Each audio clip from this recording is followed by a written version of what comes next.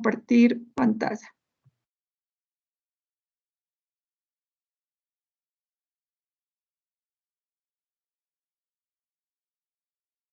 Bien. Entonces, vamos a observar lo que significó la creación del denominado tercer mundo, ¿no es cierto? Como ustedes saben, tras la descolonización y las revoluciones, el mapa se transforma abruptamente, así como en la Primera Guerra Mundial, el mapa del mundo se reorganiza en términos económicos, políticos, me refiero, no solo físicamente, ¿no? No solo las fronteras se reorganizan, sino también los procesos en términos políticos y económicos. Lo mismo está sucediendo en este periodo, ¿no es cierto? De posguerra, es decir, en la Segunda Guerra Mundial. Por ejemplo, en África solo existía, para 1939, solo existía un Estado. Post Segunda Guerra Mundial se organizan 50 estados. Eso gracias al periodo de descolonización, ¿no es cierto? Post Segunda Guerra Mundial. Recuerden ustedes que en el periodo entre guerras, ¿no es cierto?, hubo un ejercicio de colonialismo muy fuerte, sobre todo con África, ¿no? De la misma manera, los estados asiáticos se quintuplican. África, como digo, pasan a ser de 1939 a la posguerra 50 estados. Y en América, donde ya había un proceso de descolonización, ¿no? En el siglo XIX había dejado también por lo menos unas 20 repúblicas latinoamericanas que se convierten en estados nacionales. Y esto básicamente gracias a una explosión demográfica en los países del capitalismo dependiente, vamos a denominarlos así, en los países del capitalismo dependiente tras la Segunda Guerra Mundial, ¿no? Y eso altera el equilibrio de la población en general. Lo que vemos cuando Hobsbawm nos relata este texto es que el primer mundo, es decir, Europa y los países del capitalismo central, habían tenido más bien un crecimiento demográfico muy, muy alto a comparación de lo que tenían los países del Asia, del África o de Latinoamérica. Sin embargo, la denominada era de las catástrofes, es decir, este siglo XX lleno de conflagraciones, paraliza este crecimiento demográfico europeo, ¿no es cierto? Eh, y traslada el crecimiento demográfico hacia estos países del capitalismo dependiente, luego denominados tercer mundo, ¿no? Y esto por primera vez en el mundo es observado como una grave preocupación, ¿no es cierto? Porque eso interfería de alguna manera el que crezca tanto demográficamente Latinoamérica en las relaciones comerciales del primer mundo con el tercer mundo. Por un lado preocupaba, por el otro lado beneficiaba, puesto que los mercados también para el primer mundo se ampliaban. Aquí hace una puntualización Hobsbawm, él dice, no es que el crecimiento de la natalidad o la tasa de natalidad se haya disparado. Lo que pasa es que tras la Segunda Guerra Mundial, los avances tecnológicos habían permitido, como las vacunas, habían permitido, por ejemplo, evitar la tasa de muertes que eran tan alta en Latinoamérica, en África, en Asia, ¿cierto? En estos países dependientes y pobres de los países centrales. Entonces, lo que pasa es que ese descubrimiento y ese avance tecnológico que llega a los países dependientes del capitalismo logra tener un equilibrio, ¿no es cierto? Entonces, por un lado, las conflagraciones en Europa hacen que se limite el crecimiento demográfico, pero por otro lado el avance tecnológico y la llegada de ese avance a los países dependientes del capitalismo permite que la natalidad avance con el mismo dinamismo que no había podido avanzar en siglos anteriores. Entonces, esto provoca un aumento de la diferencia entre los países ricos y entre los países pobres, es decir, tras la Segunda Guerra Mundial, nosotros vamos a ver la brecha como nunca antes, más clara, más amplificada. No significa que antes no haya existido esto, es que ahora en el mundo, gracias a esta explosión demográfica, se discute esta diferencia entre uno y otro, ¿no? Entonces hay la diferencia entre países ricos y pobres, avanzados y atrasados, países de tecnología de punta y países proveedores de materia prima, etcétera, etcétera, ¿no? Y el problema, de alguna manera, que acarrea esta explosión demográfica gracias a al avance tecnológico, es que el Producto Interno Bruto de cada país dependiente va a ser más complejo de redistribuir con una población creciente tan alta. Es decir, ya de por sí, estos países de África, América y Asia que estaban dependiendo de Norteamérica y de los países europeos, habían tenido, se habían desarrollado con democracias débiles y economías absolutamente dependientes. Imagínense ahora con el crecimiento demográfico, los productos internos brutos de cada país iban a ser todavía más insuficientes que lo que habían sido en siglos anteriores. Y eso va a pasar sobre todo con poblaciones que van a seguir creciendo como era la tendencia en los siglos pasados, por ejemplo China, por ejemplo la India, ¿no? Eso provocó que en estos países haya políticas muy duras y muy fuertes para la esterilización, perdón. Como ustedes saben, en este periodo nosotros encontramos dos bloques, ¿no?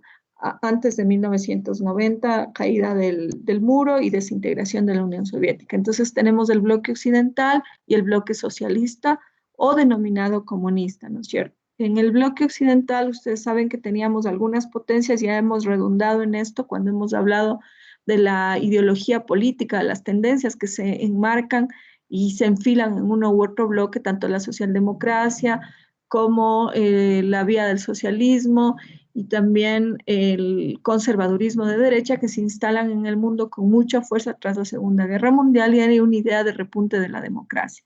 En el bloque occidental entonces van a estar Estados Unidos, Europa Occidental, Japón, que recuerden ustedes había sido invadida por los Estados Unidos y también impulsada después como una potencia capitalista, Canadá, Corea del Sur, que también habíamos mencionado en el proceso de la Guerra Fría como un evento, ¿no?, de conflagración entre sur y norte, la misma Corea, Australia y Nueva Zelanda. Por el otro lado estaban China, Europa Oriental, y estaba por supuesto la Unión Soviética, países que y algunos países que no pertenecían y que no estaban necesariamente alineados, ¿no es cierto?, con uno u otro bloque, ¿no? Entonces, ¿qué es lo que sucedía con los países tanto de un bloque como del otro bloque? Por un lado, el capitalismo, ¿no es cierto?, en el bloque occidental había avanzado muy fuertemente, ¿no? Y estaban adoptando este mismo bloque entre estos mismos países sistemas políticos parecidos a los imperialistas o a los conquistadores. Recuerden ustedes que aunque en este periodo, es decir, tras 1945 existieron periodos de liberación nacional de los países para convertirse en estados nacionales independientes, de todas maneras, eh, digamos, aunque no formalmente existía una relación de dependencia colonial y de colonialismo con las metrópolis, que esto pesa y existe hasta ahora, ¿no? Esto no ha desaparecido, el mundo colonial sigue presente, ¿no? Eh, el mundo en el que los trabajadores, los campesinos, los sectores pobres querían efectivamente, eh, con la idea del capitalismo, progresar, ¿no? Y siempre exigían, por ejemplo, ir a estudiar, esto lo vamos a ver más adelantito, en las mismas metrópolis. Los países dependientes de este mismo capitalismo querían ir a estudiar a sus propias metrópolis, ¿no? Y estos países que estaban organizados alrededor de la línea del bloque occidental se habían conformado como repúblicas parlamentarias, entre comillas, con elecciones libres, ¿no es cierto? Las elecciones no necesariamente son del todo libres, más bien yo diría con esta apariencia de ser libres. Y por el otro lado, los países que estaban en pleno proceso de liberación nacional tenían precisamente procesos de lucha y de confrontación, a veces con guerras civiles de por medio, sobre todo en el África, o habían logrado hacer la revolución social, como es el caso de China, como es el caso de Cuba, ¿no es cierto? Largas guerras, ¿no es cierto?, de confrontación, de liberación, y aquellas repúblicas que estaban alineadas al bloque soviético generalmente se denominaban repúblicas democrático-populares, ¿no? Eh, Sobre todo en los estados socialistas que estaban alineados en este bloque, había una supremacía del partido civil, ¿no es cierto?, sobre el ejército, es decir, los partidos socialistas, los partidos comunistas que hacían un ejercicio administrativo estaban por sobre el ejército, porque se entiende que el ejército está para precautelar en el capitalismo la propiedad privada, siendo que la propiedad de alguna manera está siendo socializada, entonces el ejército no cumplía un papel preponderante en estos estados socialistas, ¿no? En los años 80 germinaron una serie de estados con inspiración revolucionaria, ¿no es cierto? Ahí tienen ustedes, como menciona Hobsbawm, ¿no? Por ejemplo, Argelia, Benín, Birmania, el Congo, Etiopía, Madagascar, Somalia, sobre todo en África, ¿no es cierto? Son estados que se están constituyendo bajo el auspicio, si uno quiere, del bloque socialista, ¿no? Estos estados estaban gobernados por militares y a través de golpes de estado, ¿no es cierto? Como el caso, por ejemplo, de Siria e Irak, en el que fueron gobernados por el BAS, aunque en versiones distintas, ¿no? El Partido Socialista Basista. Por el otro lado, también existían regímenes militares, ¿no es cierto? Eh, por ejemplo, en países del tercer mundo, como en Corea del Norte, en China, Indochina, en Cuba, ¿no es cierto? Y previo a ello, la Revolución Mexicana, que también había sido con regímenes militares, ¿no es cierto? Eh, la India, por ejemplo, era un país del tercer mundo, ¿no? Cuya población fue tempranamente sometida por los ingleses, como ustedes saben, ¿no es cierto? Pero allí, en su proceso de liberación nacional, había logrado efectivamente un gobierno civil y elegidos a través de elecciones populares, ¿no es cierto? Hasta 1914 no existían estados soberanos gobernados por militares, excepto en América Latina. Es decir, en el resto del mundo no existían hasta 1914 gobiernos militares, así como, digamos, a diferencia de lo que sucedía con América Latina. En esta época, es decir, tras la Segunda Guerra Mundial y a partir de la extensión de la Revolución Cubana, sobre todo con la Alianza para el Progreso, que fue una estrategia para América Latina para contener las movilizaciones, ¿no es cierto? Se instaura también una especie de guerra fría contra los países capitalistas dependientes, perdón, contra los países dependientes del tercer mundo, digámoslo así, a través de los golpes de Estado. Es decir, a partir de la Segunda Guerra Mundial, estos golpes de Estado en las democracias más frágiles de los países dependientes fue una de las estrategias incorporadas por el imperialismo, sobre todo norteamericano, ¿no? Entonces, se comienza a organizar teóricamente lo que significan los golpes de Estado a partir de 1930, perdón, con el teórico Curcio Malaparte, ¿no? Lo que significaba gobiernos muy temporales o ilegítimos, es decir, legales capaz por el golpe de Estado, por la fuerza, pero ilegítimos en función de que no reconocían una aceptación de la población, ¿no es cierto? Y eso significa que en la política los militares intervinieron con mucha fuerza, ¿no es cierto? Eh, y en la Guerra Fría lo que sucedió es una intervención muy fuerte de las Fuerzas Armadas que recibían subsidios y suministros por parte de Norteamérica. En el mayor de los casos fue Norteamérica, que era el país conductor del imperialismo, ¿no? Por lo tanto, estas democracias de golpe de Estado fueron el tinte y la tónica en los países dependientes, no solo en América Latina, me refiero también en África, por ejemplo, ¿no? En los países centrales donde el socialismo se organizaban también se controlaba a los militares, ya que existía una supremacía civil, es decir, lo que habíamos mencionado hace un momento, ¿no? Eh, Ahora, el tema de la descolonización es un tema que conlleva unas confrontaciones fuertes con los países metropolitanos, por ejemplo, Francia, que intentaba, a pesar de todos los esfuerzos, retener a Indochina, retener a Argelia, por ejemplo, ¿no? Ellos querían continuar con esa lógica de colonia, ¿no? Pese a que la Segunda Guerra Mundial se reorganiza o reorganiza esta lógica. Portugal, por ejemplo, hunde al imperio africano, es decir, quería efectivamente continuar gobernando indirecta o directamente a sus colonias, particularmente las del África, ¿no es cierto? Entonces, estos estados con intervención militar generalmente eran estados pequeños, recién creados y además que tenían debilidad en términos militares, ¿no? A pesar de la lógica del combate, ¿no? Si ustedes quieren, las guerras de liberación nacional en los países africanos o centroamericanos, por ejemplo, son verdaderos actos heroicos, ¿no? En función de combatir con ejércitos apoyados por los imperios, entre unos y otros, ¿no es cierto? Pero por el otro lado, fuerzas incluso minoritarias en estos países que querían o que buscaban la liberación, porque habían fuerzas conducidas por el mismo imperialismo que al interior de las mismas naciones peleaban por continuar siendo colonia, ¿no es cierto? En África particularmente no se buscaba la dictadura. En este proceso me refiero de liberación nacional, que no es una revolución, ¿no? Que es un proceso quizá previo a la revolución social, como la revolución bolchevique. La liberación nacional es otra cosa, ¿no?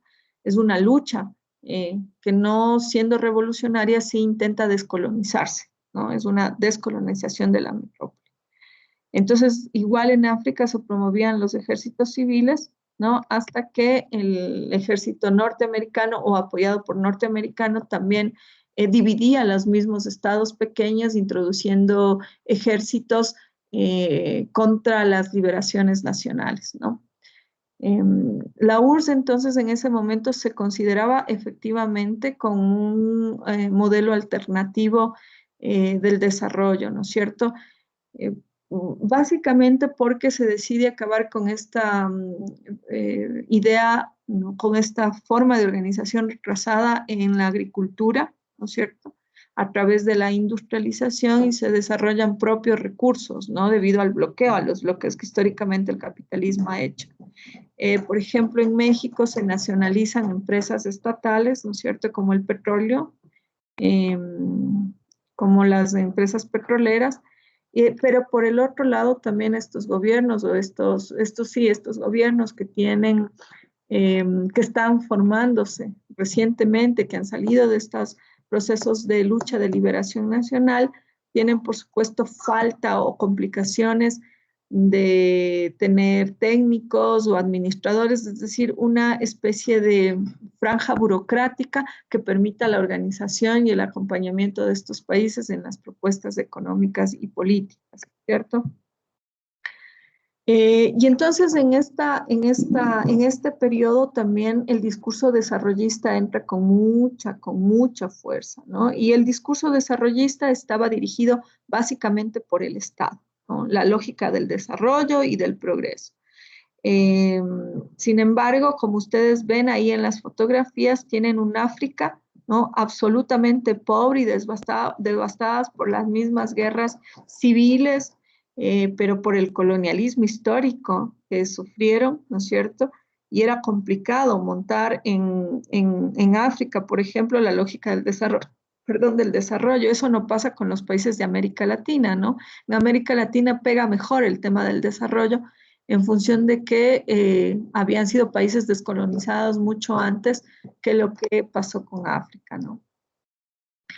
Eh, entonces, había una distinción básica, ¿no? Una distinción básica entre el mundo rural o se intensifica esa distinción entre el mundo rural, me refiero a los países dependientes o a lo que se denomina países del tercer mundo, una distinción entre los países, perdón, una distinción interna, ya no solo la distinción entre países pobres y ricos, sino al interior de un mismo país, una distinción entre lo rural y lo urbano, entre el interior y el exterior, entre la ciudad y la selva. Es decir, comienzan a polarizarse también las brechas, no solo entre los países, sino al interior de los países. La lógica del desarrollo, por lo tanto, promueve una división interna, ¿no es cierto?, entre los márgenes y los centros. Y generalmente los sectores rurales, el interior, la selva, eran, por supuesto, territorios en los que la pobreza se afincaba, ¿no? ¿Por qué? Por supuesto, no eran fruto del interés del avance del capitalismo, ¿no?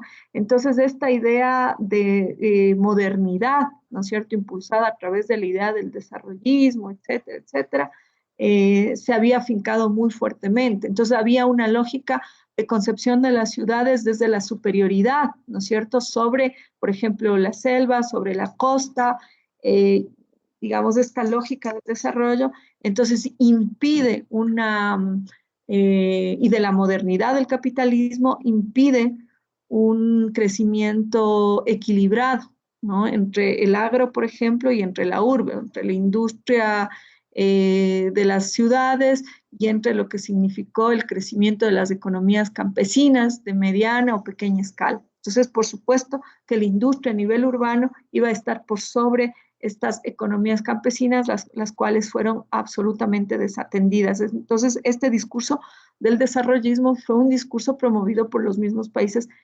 capitalistas, ¿no es cierto?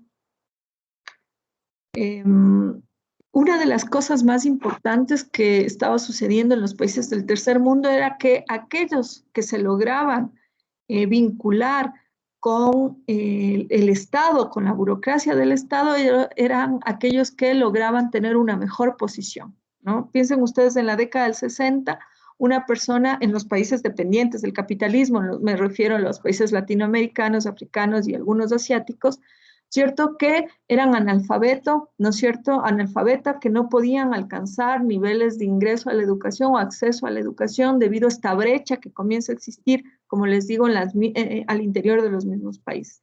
Entonces, una de las posibilidades era básicamente de ascenso social, me refiero, y de mejores ingresos, era ser parte de la burocracia, ¿no es cierto? Entonces, en los países del tercer mundo, en los países dependientes, las personas se dieron cuenta que acceder a la educación para poder tener un puesto de funcionario era una carrera que permitía un estatus y una posición distinta. Entonces, y a pesar de las condiciones de restricción del acceso a la educación, muchos de ellos buscaron, por supuesto, salir, por ejemplo, a los países metropolitanos a estudiar, como les decía. Entonces la gente pobre, de alguna u otra manera, luchaba por el ingreso de sus hijos a la educación, por lo menos primaria y secundaria, ¿no es cierto? La idea del aprender por primera vez en la década de los 60 está presente en los países del tercer mundo. Había un interés por el ingreso a las universidades, en menor medida por el ingreso a las universidades, pero sobre todo el ingreso a la primaria y a la secundaria, ¿no? Por ejemplo, en los países del tercer mundo se valoraba mucho una persona que tenga conocimientos como el de saber manejar un vehículo, porque eso le posibilitaba ese ingreso a la burocracia, aunque sea con un conocimiento técnico, ¿no es cierto? En la década del 60, entonces, esta idea de modernidad que se instauraba, esta división, como les digo, al interior de los países, representa ya una cuestión como de esperanza para el desarrollo. Es decir, no se ve como una lógica que amenaza, sino más bien el sector rural promueve una especie de migración al interior de los mismos países para que sus hijos estudien, ¿no es cierto? Entonces,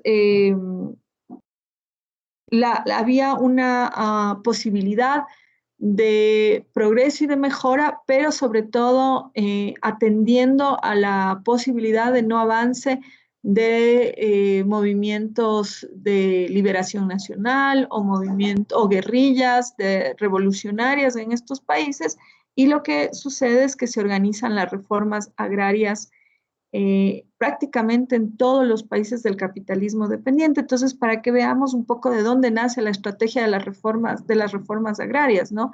Porque uno podría pensar que el capitalismo fue un capitalismo de avanzada, ¿no? En este periodo entre guerras o post Segunda Guerra Mundial, porque quienes propiciaron las organizaciones en el campo, la redistribución de la tenencia de la tierra, fueron los países socialistas, con mucho éxito.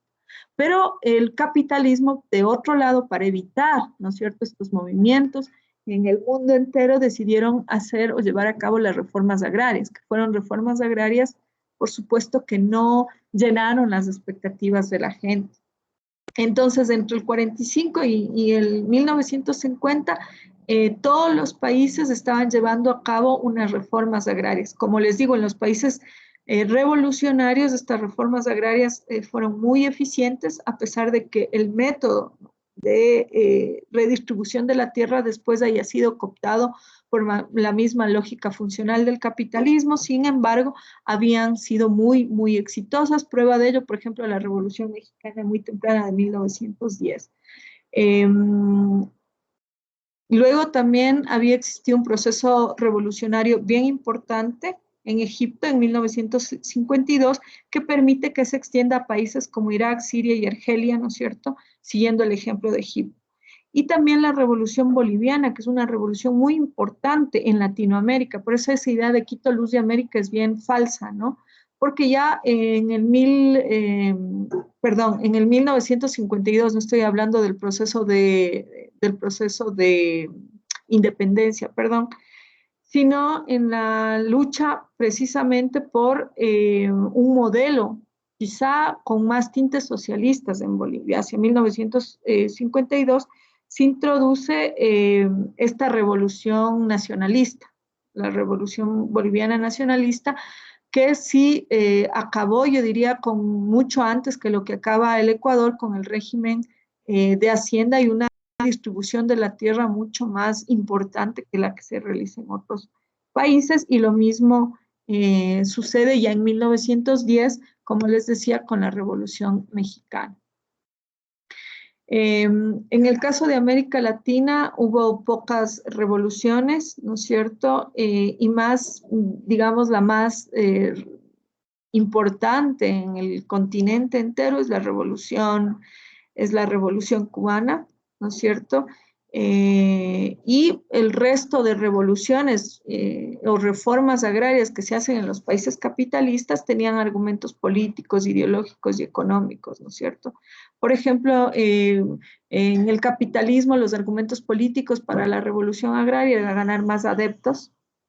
En términos ideológicos, la idea era que la tierra se entregue para aquellos que la trabajan. Sobre todo esto es un postulado del socialismo, ¿no? O de las ideas del socialismo. Y también no solo del socialismo, ideas también que están siendo tamizadas por los movimientos agrarios, por los movimientos indígenas, sobre todo en América Latina me refiero, ¿no?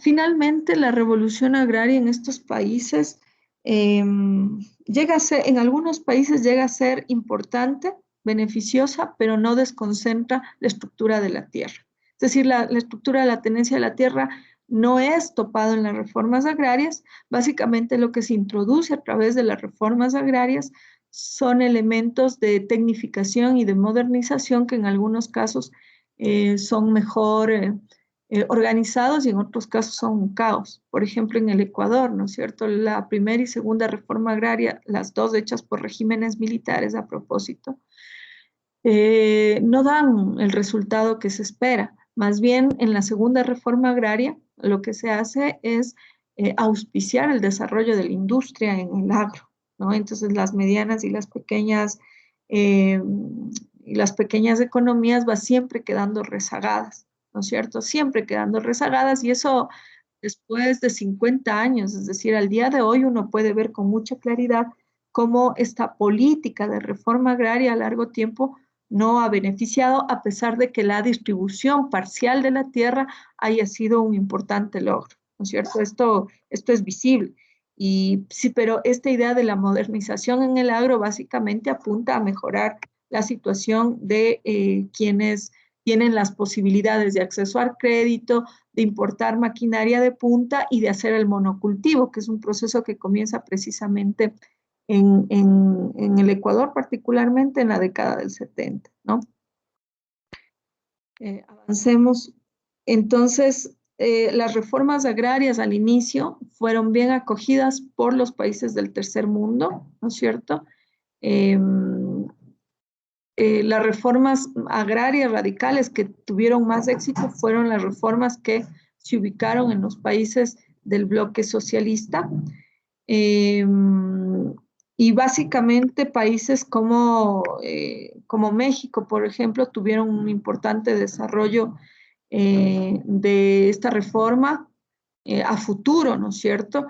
Y también en el caso de la Revolución Boliviana, ¿no? La Revolución Nacionalista Revolucionaria en 1952. Permítanme hacer, por favor, una pausita. Me desconecto un minutito.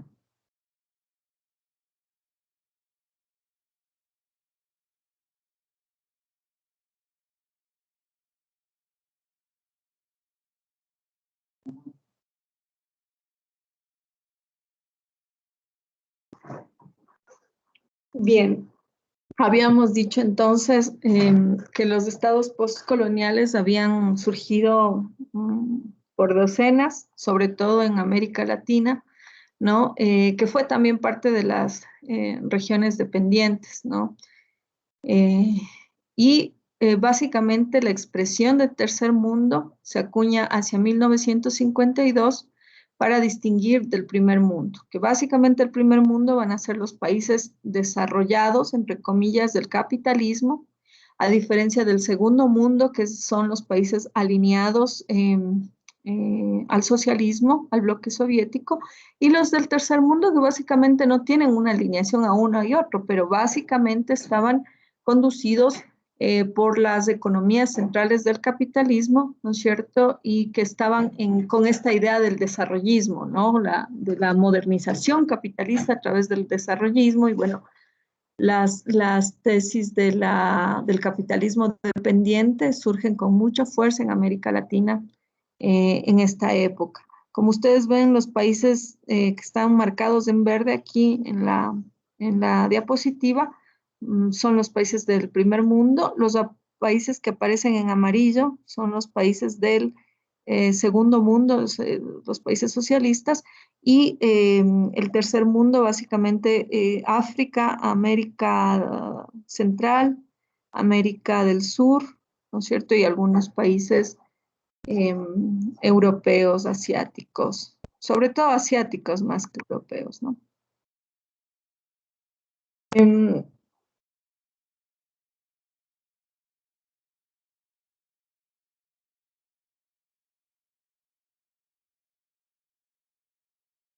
Hablamos aquí de que un proceso como el proceso de la Guerra Fría, como ustedes pudieron observar en el texto, incide también, ¿no es cierto? Incide muchísimo, no solo en los eventos que habíamos marcado en la Guerra Fría, sino también en los eventos regionales o en los conflictos regionales, ¿no? Que estaban relacionados con la Guerra Fría, pero que no fueron parte de la Guerra Fría, como les había mencionado, por ejemplo, las crisis o el reconocimiento del nuevo Estado de Israel. La Unión Soviética había reconocido también al nuevo Estado israelí, pese a todo lo que habíamos visto ya cuando se negocian las paces en la Segunda Guerra Mundial, ¿no es cierto? Y en la Primera Guerra Mundial, todo el antecedente de la Primera Guerra Mundial, es decir, todas estas diásporas como los sirios, como los kurdos, como,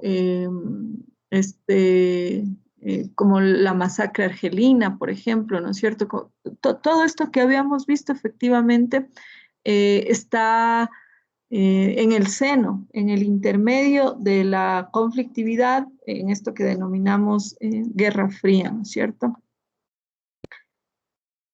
Habían tres focos de conflicto en Medio Oriente cuando hablamos de estas crisis, de estos conflictos que no narramos en la Guerra Fría, pero que son parte de esta tensión entre ambos bloques, ¿no? Sobre todo los países de Medio Oriente, denominados países del tercer mundo, ¿no? ¿Cuáles son estos conflictos? Por un lado, el conflicto del Mediterráneo Oriental, perdón, el conflicto del Golfo Pérsico, sobre todo por las reservas petroleras que tenían, y la región fronteriza entre Turquía, Irán e Irak, ¿no es cierto? Nuevamente, eh, digamos, tiene problemas en función de las migraciones de todos estos pueblos, por ejemplo, del pueblo iraní o del pueblo sirio, donde los kurdos intentaban conseguir independencia nacional, ¿no es cierto? Entonces, tres focos nuevamente del conflicto: el Mediterráneo Oriental, el Golfo Pérsico y la frontera entre Turquía, Irán, Irak y Siria. El Mediterráneo Oriental permanece en una calma relativa, ya que Grecia como Turquía eran miembros de la OTAN. ¿Recuerdan ustedes la institucionalidad que habíamos dicho que se había creado para defender militarmente el bloque occidental? Irán e Irak, por la obtención de mejores posiciones en sus costas, provocan la salvaje guerra de los 8 años entre Irak e Irán, ¿no es cierto? Irán, que era revolucionario, y más tarde finaliza el conflicto en la Guerra Fría por intervención de los Estados Unidos, ¿no es cierto? Y sus aliados en contra de Irak en 1991. Hubo una buena parte del tercer mundo que se mantuvo alejada de estos conflictos globales o de estos conflictos más regionales, eh, hasta después de la Revolución Cubana en América Latina y algunas islas del Caribe, ¿no es cierto? Sobre todo estas que están señaladas acá, ¿no?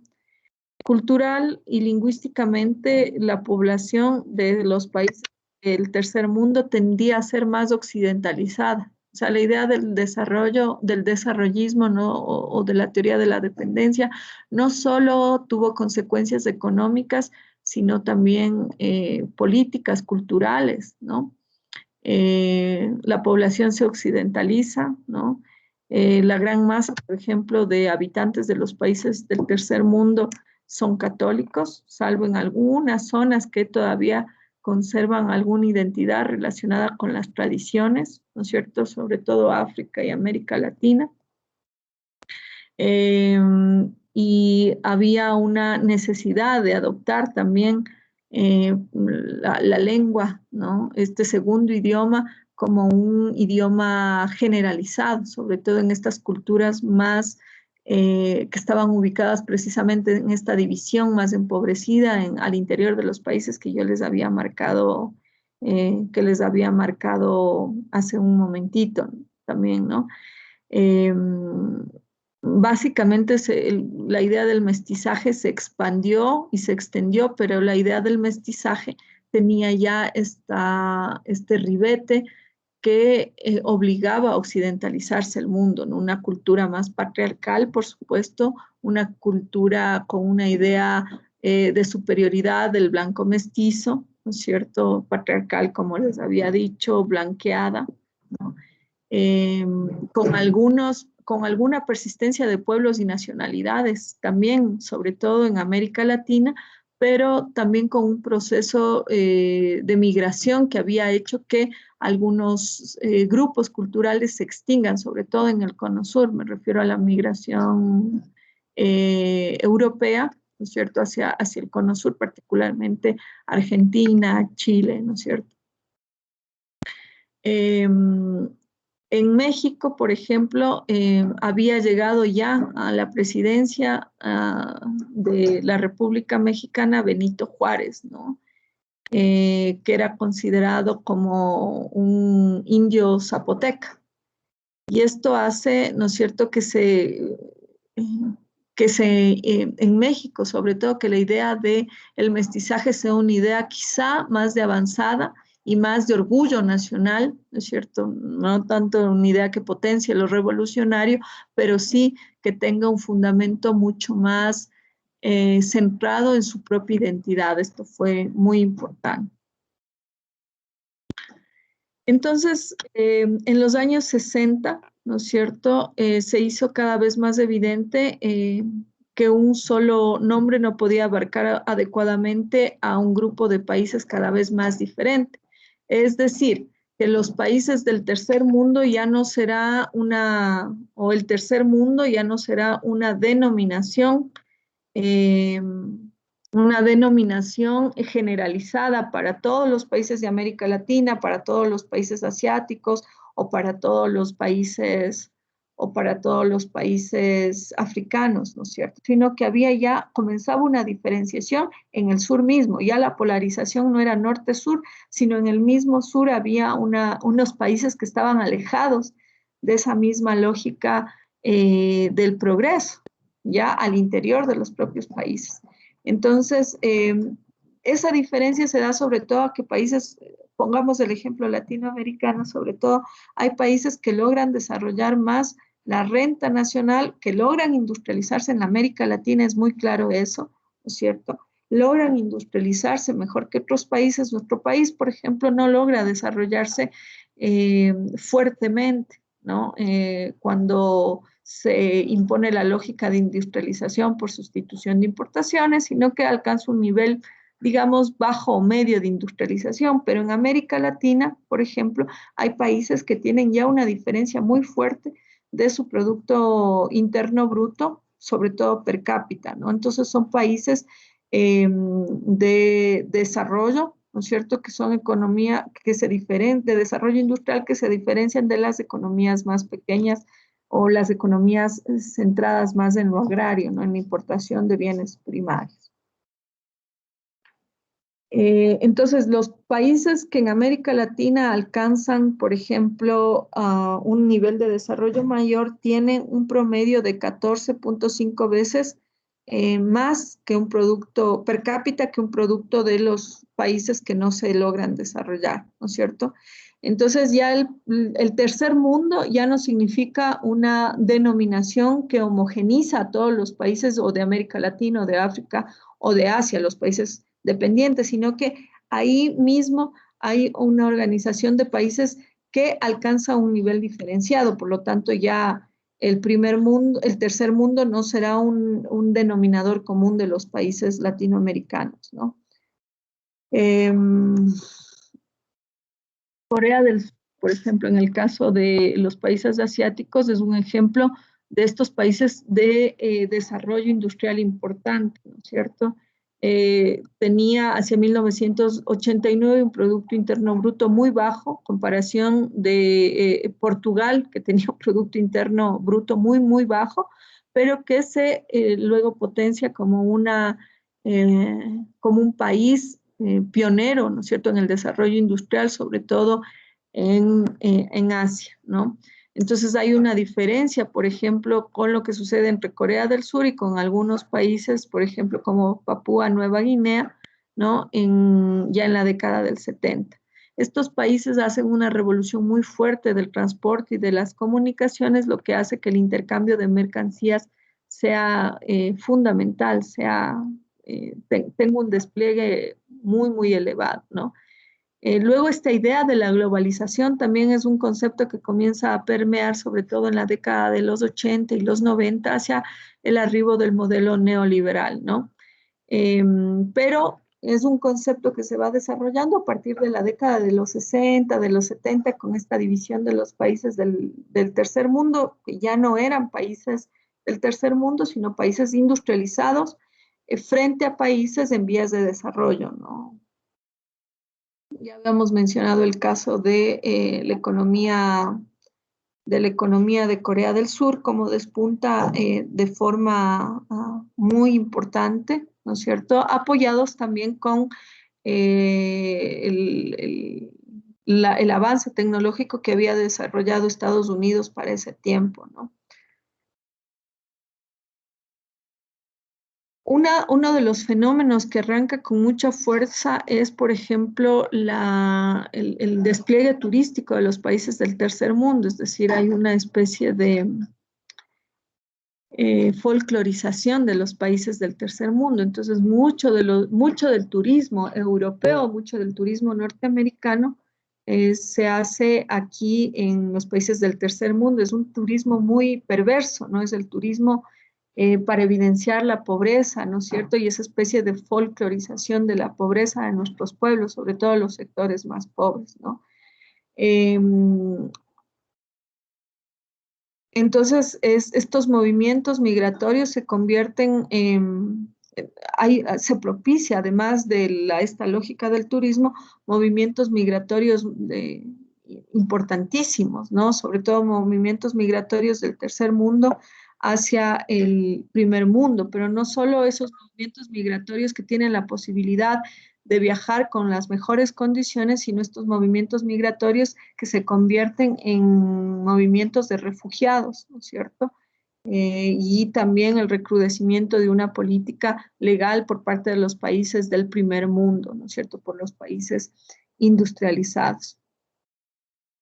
Eso significa que el mundo capitalista había dado un salto hacia adelante, es decir, en detrimento de los refugiados, en detrimento de las economías agrarias retrasadas en los países dependientes del capitalismo, en la lógica o en la pretensión de los sectores populares de alcanzar mejor estatus, ¿no? Y de ingresar a los centros educativos, tanto de primer y segundo nivel, ¿no es cierto?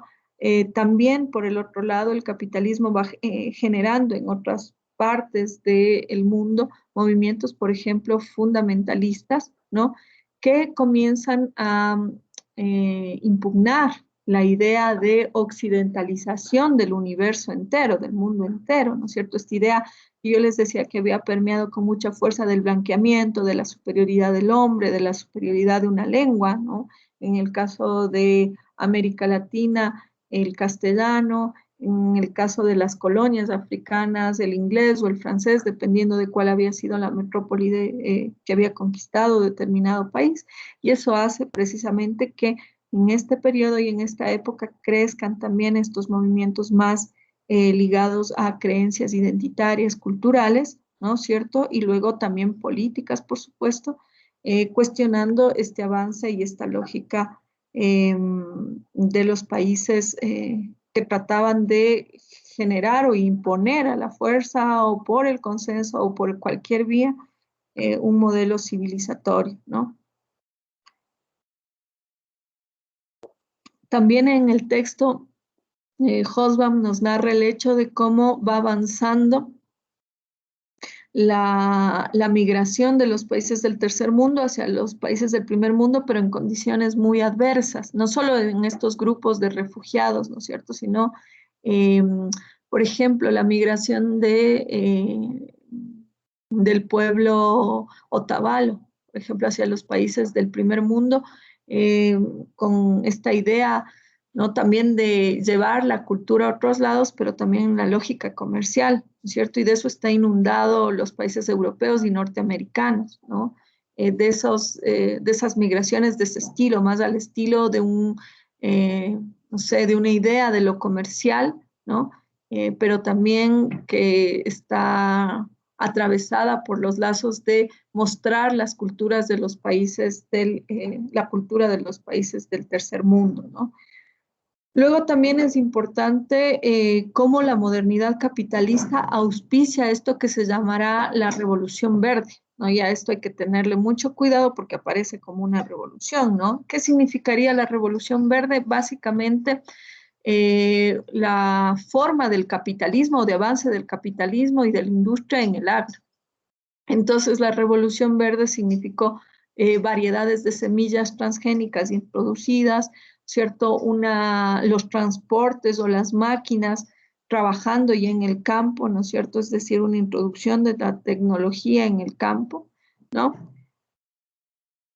Y eso hizo básicamente un cisma en el agro, un cambio en esta década del agro en el mundo entero, ¿no? Frente a la técnica, a los conocimientos avanzados, entre comillas, del primer mundo, frente a la industria de los fertilizantes o de los agroquímicos, ¿no es cierto?